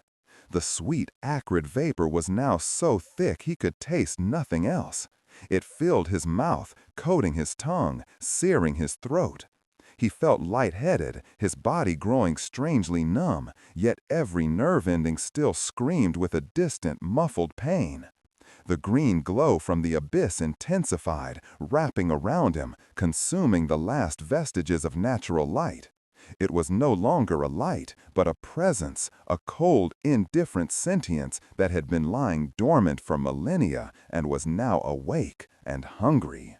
He looked up, one last time, past the behemoth's monstrous form, past the dissolving tunnel, past the chaotic churn of the earth. There was nothing, no sky, no sun. Just the endless, swirling maw of the abyss, stretching upwards, consuming everything. The air was thick with the scent of ozone and the sickeningly sweet, metallic perfume of the entity. He was falling faster now, the concrete slab tumbling, twisting. His body hit the disintegrating rock with a sickening crunch, sending fresh pain radiating through his already shattered frame. He didn't cry out. He didn't have the breath. He was just a passenger on this final, irreversible journey into the unknown. The behemoth, with a final, satisfied rumble, extended one of its massive, chitinous forelegs. It wasn't a strike, not exactly. It was more like a gentle, deliberate push. The appendage, rough and scarred, made contact with Eris's chest, pinning him against the crumbling concrete slab. The weight was immense, crushing, squeezing the last precious drops of air from his lungs. He felt his ribs give way, one by one, with sickening cracks, each one a dull, distant thud in his rapidly fading consciousness. His eyes, wide and unblinking, stared into the black, unfeeling abyss of the behemoth's compound eyes. He could see his own distorted reflection there, a tiny, terrified man, utterly alone, utterly insignificant. The taste of blood was now overwhelming, warm and thick, filling his mouth as he coughed, a desperate rattling sound that went unheard in the roaring chaos. The green light from the abyss surged, surrounding him, absorbing him. The tendrils pulsed, growing brighter, closer. He felt them now, caressing his skin, not just stinging, but absorbing. His uniform, his skin, his very cells seemed to unravel under their touch, dissolving into the swirling emerald energy. He was not being eaten by the behemoth, not directly. He was being consumed by the abyss itself, pulled apart molecule by molecule, his essence becoming part of the vast, alien consciousness that was awakening. The sweet, acrid vapor wasn't just in his lungs anymore. It was in his blood, in his brain, bringing with it a strange, terrifying clarity. He understood. This wasn't a monster. This was an ecosystem, a new world. And he was merely food, fuel. His senses, even as they dulled, became sharper, more intense. He could feel the raw, elemental power of the abyss, a cold, infinite hunger. He could hear a sound, not with his ears, but with his very being, a high-pitched, resonant hum, like the turning of colossal, invisible gears, the sound of an entire planetary system waking up. His body, once a source of constant agony, was now dissolving, melting into the green light. The concrete slab beneath him was gone. He was suspended, floating in the emerald void, the behemoth a looming, silent sentinel above him, its legs still pressing, a final, unyielding anchor. He could no longer feel the individual stings of the mites, but he could feel the collective hum of their existence, a distant, buzzing chorus fading into the alien symphony. He could no longer smell the decay of the behemoth, but he could sense its ancient, primeval energy, a dark, primal force that was both predator and protector of this new, terrifying reality. The light pulsed one final, excruciating time, so bright it burned behind his closed eyelids, even through the complete dissolution of his optic nerves. There was a soundless scream that resonated only within the fading echoes of his own mind, a silent farewell to a world he had tried so desperately to save. Then there was nothing, no light, no sound, no pain, no thought, no Eris. Only the cold, deep, resonant hum of the abyss, and the silence that followed. The tunnel, for what little remained of it, shuddered. Cracks spiderwebbed across the remaining sections of concrete and rebar, not in a collapsing fashion, but as if being pulled taut, stretched beyond their breaking point by an unseen, titanic force. The green light from below pulsed, then intensified, a blinding emerald supernova that consumed the last vestiges of man-made structure. The very ground, for miles around, began to shift, to vibrate, to hum with an unnatural frequency. On the surface, somewhere far above, where the sun still struggled to peek through the perpetual acrid haze, the air grew still. The mites, those tiny harbingers of doom, paused their ceaseless flights, their buzzing abruptly silenced. A wave of profound, unnatural calm descended upon the blighted landscape, a silence deeper than any had ever known. Then the ground ripped open. Not just a fissure, but a seismic tear, a grand canyon of glowing emerald light that split the earth, swallowing mountains, valleys, and the last crumbling remnants of human civilization. The sweet, acrid vapor, now a suffocating cloud, billowed out, spreading across continents, carrying with it the silent hum of the abyss. The world was not dead. It was merely transformed, reborn. And Eris, the last sentinel, the final piece, was no more. He was now just a whisper in the wind, a faint, disappearing echo in the memory of a dying species, absorbed into the heart of a new, terrible dawn. The silence that followed was not merely the absence of sound, but the profound, eternal quiet of a world fundamentally, irreversibly changed, a planet that had shed its skin and revealed something ancient, something alien, something monstrous, waiting just beneath the surface all along. The final image, hanging in the mind's eye, was that of the vast, gaping wound in the earth, glowing with an impossible emerald light, pulsing rhythmically like a cosmic heart. And from that wound, the sweet, acrid vapor continued to rise, a silent, pervasive promise of a new era, an era of the abyss, an era without hope.